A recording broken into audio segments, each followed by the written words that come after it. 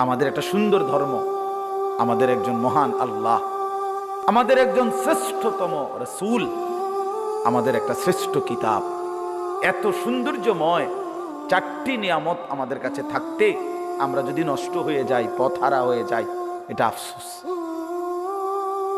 আফসোস।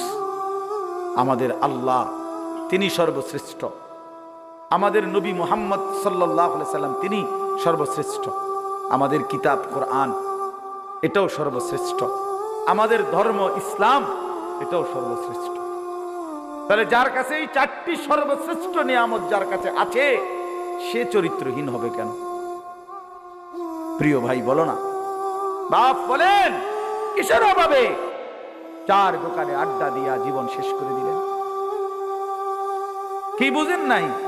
60 বছরেও আল্লাহ চেনেন নাই, 50 বছরেও মালিক চেনেন নাই,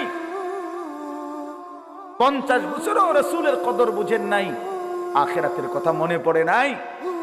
60 বছরও নাচ গান, টেলিভিশন, চা দোকানে বসে বসে দেখেন, বিড়ি সিগারেট খান, কথায় কথায় গালি দেন।